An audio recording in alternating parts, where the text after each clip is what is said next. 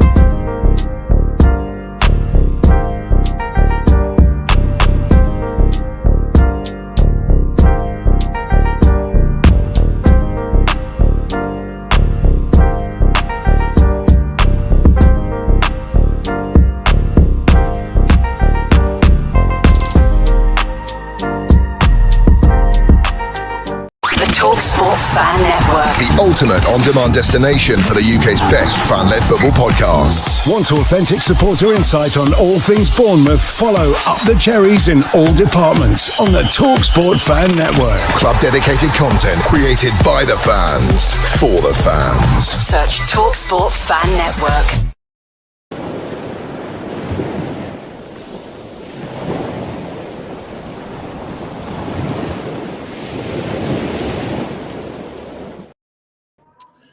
Good morning, good afternoon, good evening, hello to you, wherever you are. We are live with another Cherry AM. And apologies, I wasn't feeling myself yesterday, so that's why we didn't do one. But you did have Matt and Malcolm going through the fixture list. I've got main man next to me, Mr. Ollie Hudson. How you doing, Ollie? Not bad, thank you, mate. Good morning, everyone. Thanks again for joining. Really appreciate it. And I've already noticed the chat room has gone absolutely crazy. So Malcolm Chiverton has said, good morning, everyone, from a very sunny Berlin. Hope you're all well. It's actually very, very nice out there at the moment as well. To be honest, we should have done the show from out there, actually. But yeah, we could have. Yeah. In hindsight. So, yeah, maybe next time we'll do that. Matt Harrison, good to see you, Matt, of course, mainstay of the team. Good morning, Craig and Ollie. Loving Cherry AM. Not been this excited since Anne Diamond was on TV AM. Up the Cherries. And of course, I interviewed Nick Owen. He knows Anne very, very well. So there you go. Malcolm's put laughter faces. And yeah, it's a good conversation from a very sunny pool. Good to see you, Matt. Good morning back to you. Where are we going? Always good to see you, Malcolm. Nice community building on here. It is. Going to check through other clubs' fixtures later. Burnley have a tough start, and Sunderland's last games of 2025 are pretty daunting. Do you know what? I was actually looking at Sunderland's fixture list because they haven't been in the Premier League for a while now. You know, I was having a little look through that. Their start's not actually that bad, to be fair, but I haven't checked their last games of this 2025.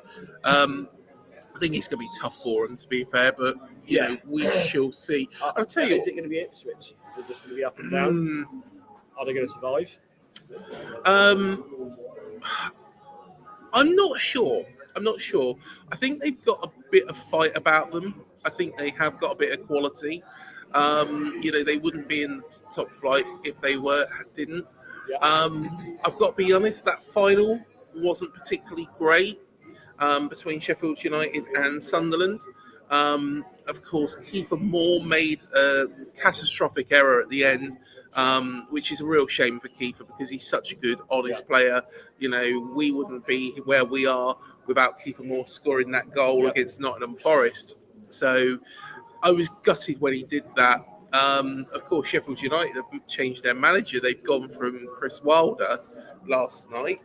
They sacked him, and then within an hour, they appointed Ruben Sellers. Which is a bit of a crazy move. You know, of course, somebody who does have experience in all three divisions, League One, the Championship, and the Premier League. But you look at the stints in those two, you know, like the Premier League and the Championship, they were very, very short. Of course, Southampton side already doomed. Did well with Hull last year. So, yeah, a bit of a sideways move that I don't understand it, but yeah, Sunderland maybe lucky to be here, but at the same time, Good for them. yeah, good for Exciting them. time, yeah. Exactly. Tough running for them. I haven't looked much into their running. I found it a bit strange that every club will play one team twice in December. Who is ours? I think is ours Everton. Is ours Everton? You don't really want to play Everton once, in the season because let's be honest, they're the most boring side going. But to play them twice in December would be, pretty horrible. And Brentford Boxing Day, wasn't it? Yes, Brentford. Well, it's actually the 27th. Give us your thoughts on that because Boxing Day fixtures seem to be a thing of the past, and I think it's absolutely ridiculous. Boxing Day was always the day for the Premier League. Oh gosh, yeah. Boxing Day was always a big football day. Exactly. Is this going to become the new norm? Because Sky want things on a, alternative day. Is this going to become a thing? Where games are played on the 27th all the time? Yeah, possibly. It's not right. It's not right. Dan said, "Good morning, Craig and Ollie." Good morning, Dan. Hope you're doing well. Paul from Oz. He said, "Good morning to us all." Of course, good afternoon, mate. That was a bad Australian accent, wasn't it? Malcolm again. Good morning, guys. Dan, we need a defender and a goalkeeper badly. Good topic for conversation, that actually. Yes, yeah, it is. Yeah, we'll bring that up actually. Dugout Football Channel, Doug, good to see him. Suppose you get Anfield out of the way, yeah.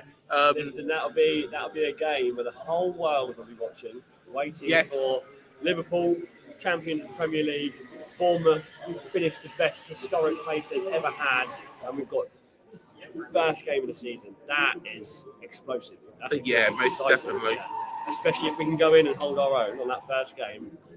Crikey, what a start to the season. Yeah.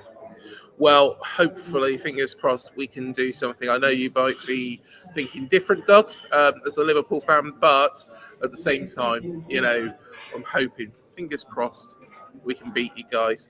Plenty of time, Dan. Stay calm and trust the process.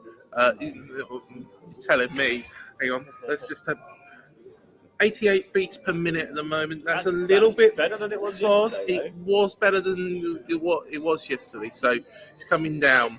Chelsea. Chelsea is ours, right? Okay. So Chelsea, we're playing twice in December. The joy of joys. The TV companies will at least have a couple of games on Boxing Day. I hope so. Some fixtures will move into Boxing Day again. Yeah, really hope so.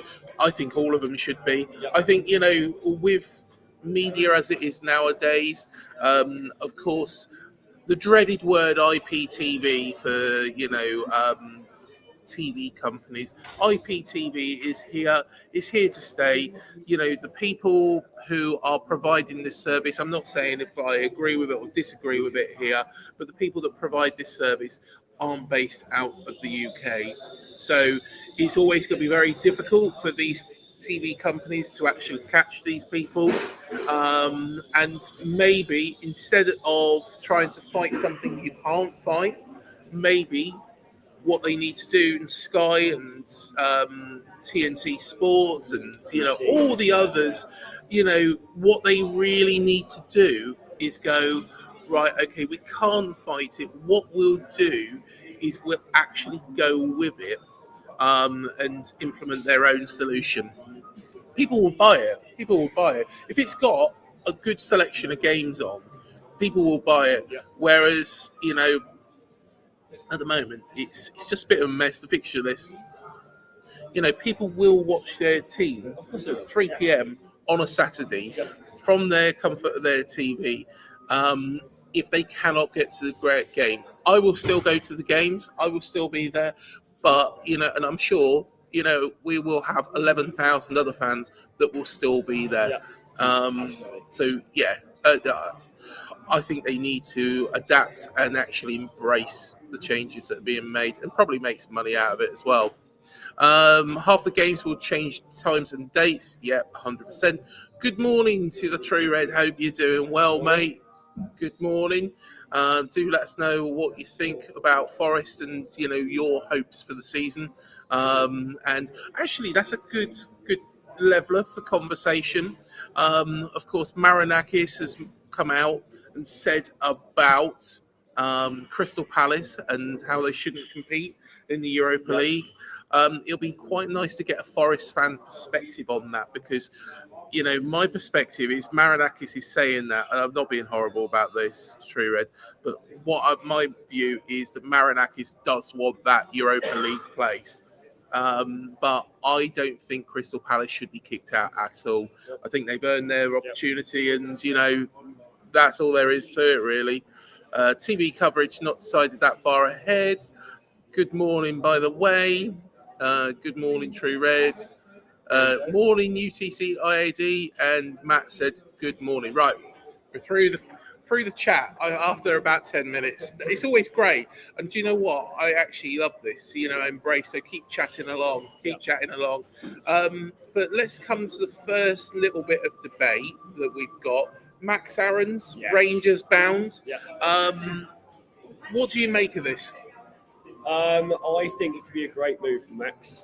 I've got a lot of time for Max as a player. I think he's a great guy. I think a move to Glasgow, I don't think he should be on to Rangers. I don't think he should be on loan. I think if we're going to get rid of him, we should sell him to Rangers. However, I think he'll get more game time. And I think he'll play better in the Scottish League. 100%. Yeah, 100% with you on that. I really like Max Aarons as a player, an individual. I've met Max, very down to earth. He's very, very driven. However, and in all honesty, he doesn't fit into Iriola's plans. We've seen that. And, Iriola is, moulding a team based on players that he feels can do a job. The fact that you've got a 33-year-old that's consistently picked above you is the first thing. Yeah. But secondly, when you're fit and then Iriola decides to move Lewis Cook, who is a defensive midfielder, into that right-back role, it must be pretty demeaning. And I think Max, for his own career, I like the player. I think he will do well. I think he will be, long-term, a success. I think it's in his best interest to actually leave AFC Bournemouth Football Club. So, unfortunately, it is one of those. There's a couple of fees being bounded about with regards to Max Aarons. But to be perfectly honest, I don't think anybody really knows. I'm just going to come back to your comment in a second, True Red. I can't see it, so but I'm just going to jump to this because I'm really with Matt on this. I was really excited when Max joined the club. We signed him, over Leeds' head, and I thought, he is a top player. He's a top player that probably isn't working in a system like we've got at the moment. I did think he was Smithy's successor. I think, he might still be if, long run, still this possible. sorts itself out. But I honestly think we're going to look to cash in. There's a reason why we're persisting with somebody like Arejo, who is raw, who I don't think at this moment in time has the defensive capabilities, but has that pace going forwards, that speed, that, He also looks tenacious and hungry on the pitch. Yeah, so yes, exactly. He does make mistakes, but you can see the effort, you can see the want to get the ball, you can see the push to try and get past him. And a lot of the time, you don't necessarily have that energy or effort from a defender. No, and that's exactly. I think where he falls into Iriola's squad is because of that pace, is because of that explosive burst. If he can nail down his defensive side, he'll be a top quality defender. Is Max a little bit too conservative? Is he a little bit too much of the old school that, they think that he doesn't really fit into Iriola's plans on that? He will be competing with, I think it's Ryan Tavernier, isn't it? Up in Rangers. The other rumour that is coming out, though, and I did see this last night. Again, this is Twitter. This is Twitter of all places. In between watching The World Is Not Enough, Denise Richards still great in that movie. Pierce Brosnan also very good, but yeah, do like what Denise has done there. Obvious reasons, Ollie. Obvious reasons. But yeah, the other rumour that was coming out was Leeds are backing for him, and the Leeds figure that is being quoted is 12 million. Now that is some chunk. That's a good figure. So I don't know what to believe or what, I think it's,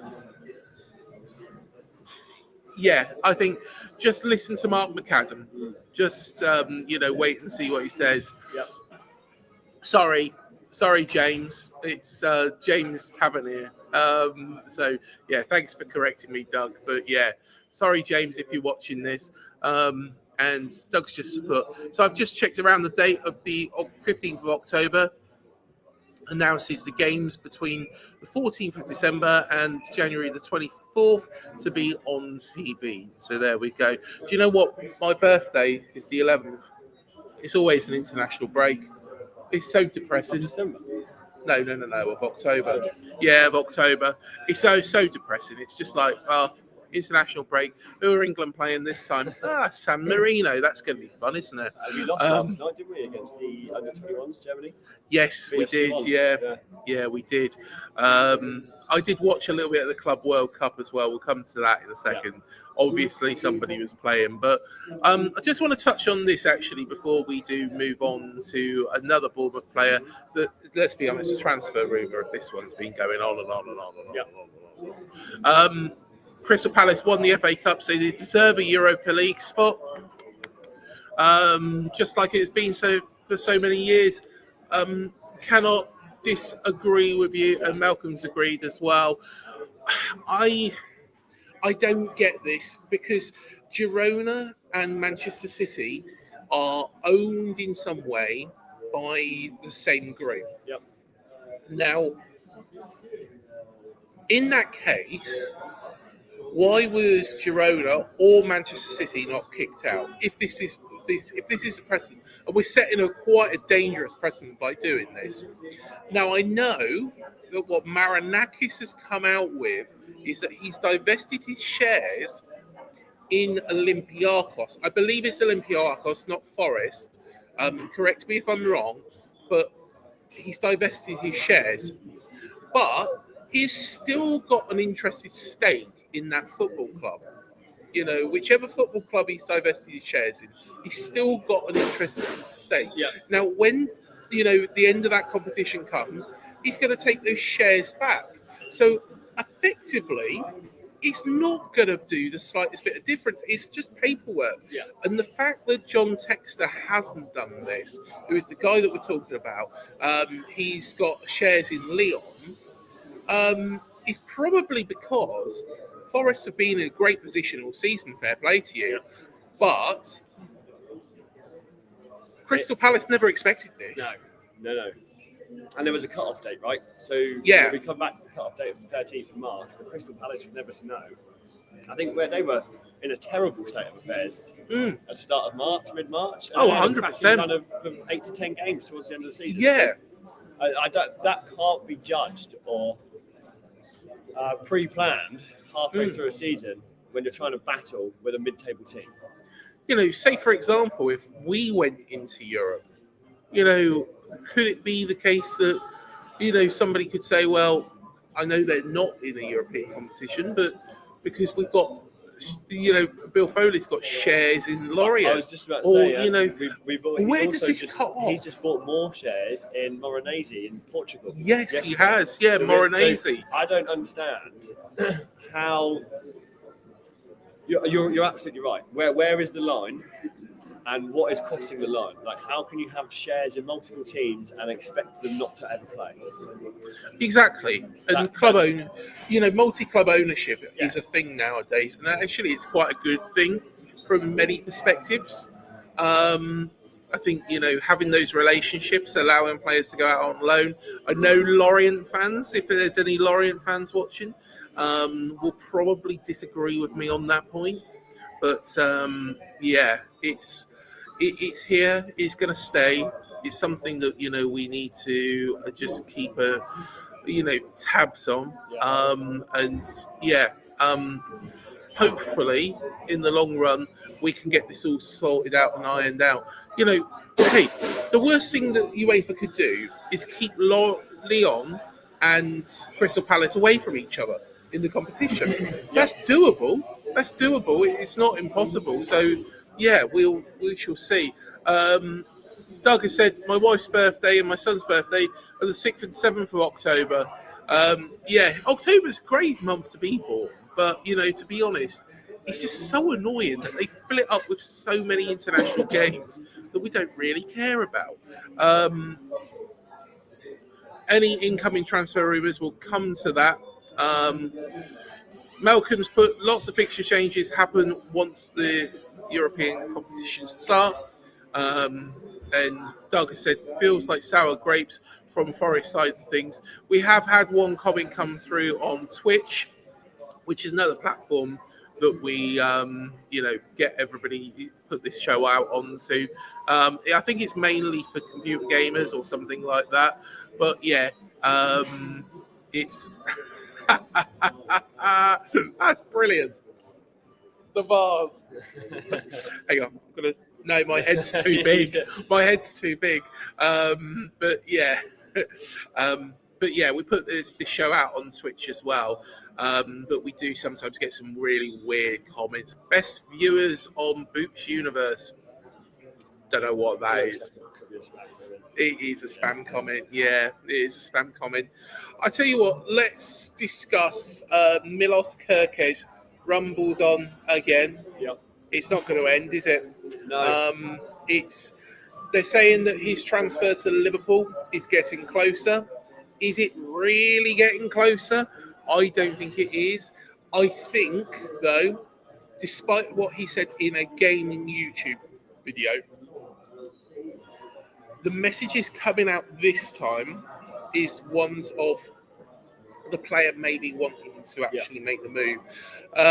Now, there's some people, I read one comment on Twitter that said, I hope his career goes the way of Ryan Fraser, blah, blah, blah, blah, blah, blah, blah. I don't see that in this, Not in a million years. No. Not in a million years. And the difference between Ryan Fraser as a character and Milos Kerkez as a character. Two different professionals in my eyes. Yeah. Milos Kerkez is an entirely different footballing professional compared to Ryan Fraser, in my opinion. Kerkez wants to better himself. He wants to go to Liverpool to, have that opportunity of playing for a side. Yeah, and he deserves it. He deserves that move. Yeah. This is the perfect time for a move like this in his career. And all it's going to do is accelerate his progression much, much quicker than anyone else could have imagined. Matt said here, Liverpool bound, no question. Yeah. And he said, can't compare it to Fraser. No way. It's uncomparable. Ryan Fraser, the situation as it was that Ryan Fraser was muted with a possible move to Arsenal. Yep. And the fact was he just gave up the ghost. He gave up on the manager that gave him his chance. We had 8 games left. I remember it like it was yesterday. We had 8 games left, and all we needed as a squad was him to play out those last 8 games, and he didn't because he thought he was better than us. Yeah. And he didn't want to risk injury moving to a bigger club. Didn't want that for me was an end game in my mind for Ryan Fraser, and that was done and dusty. You cannot act like that. We're battling with 8 games left of the season. Yes. And you decide you don't want to play. It's just it's a horrendous decision to make. But It's in the past. I'm over it. It doesn't sound like it, Ryan, but I am. Yeah. Do tell us if you can still hear us, okay? Because it's got quite busy. We're in the lobby of the hotel, and to be honest, it's quite a busy lobby this morning. So, it's if you can't hear us, let us know. We can always move the laptop and move it somewhere else. But yeah, I think Milos Kerkez is definitely going. I do think he's been a bit unprofessional though, coming out on the live stream and saying it's going to us. Once it's signed, it's signed. I don't want Andy Robbo to leave us, as he will be a mentor. I was reading something to do with Andy Robbo and Max Aarons, both at Rangers. I don't know how much hearsay that is, but I caught the news story this morning saying it was a double offering. Yes. Robbo and Max Aarons. Yeah. Well, who knows? It's going to be interesting. We've got here, I think it might works completed first. Potentially. Is the deal with Kerkez waiting for the new PSR date starts? Potentially. Yeah, could be. There could be things going on in the background that we don't know of. However, yeah, I think at this moment in time, you'd like to think that if both teams, which they are, Bournemouth would be happy to let go, Liverpool would be happy to sign. That only leaves one piece of the triangle undecided, and that is Milos Kerkez. The fact Trafford has signed, is the biggest indicator for me. Just going back to this one, sorry I missed this comment. They're playing England games at smaller grounds, no empty seats. Forest was the last one. Yeah, City Ground, very, very big stadium. But yeah, I think personally, I think it's actually quite good. I think it's quite good. I don't think they're going to play any England games at Dean Court, unfortunately, but they might at St Fary's. For me, it's all a bit far-fetched. It's the way football is going nowadays, multi-club ownership. Got to be honest. Yeah, it's absolutely. Yeah, I agree with that. Malcolm is saying okay with regards to the audio. Yeah, good stuff, Malcolm. It's all a chain, and when it's ready, the Kerkez deal. I'm sure that's the.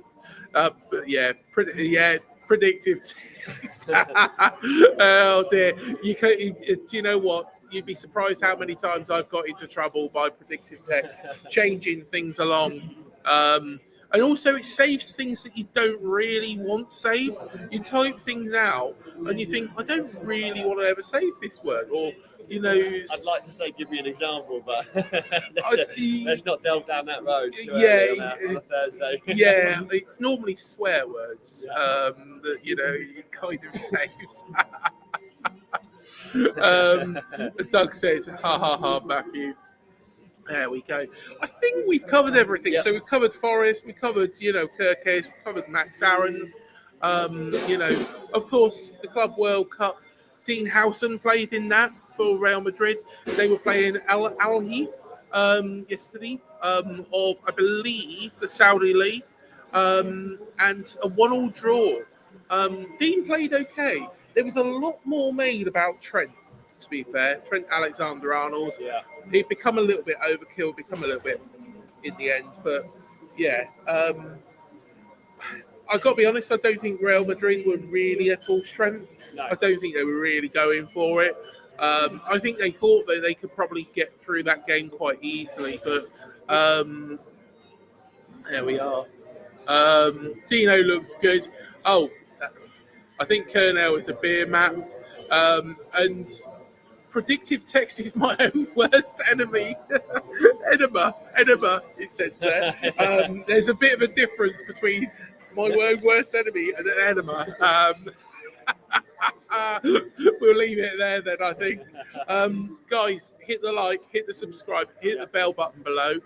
Matt and Malcolm will be around tomorrow for Cherry AM. So keep your eyes peeled. Me and Ollie will be back on Monday morning, ready to hit the week hard, and with all the latest Cherries news. But until then, thank you for joining us. We shall see you soon.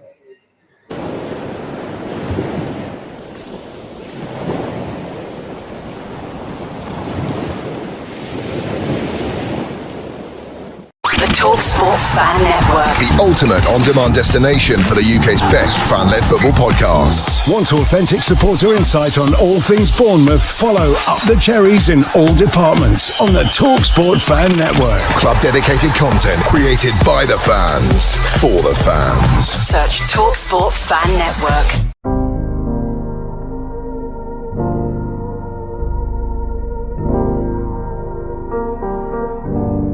I should be like you, Mel.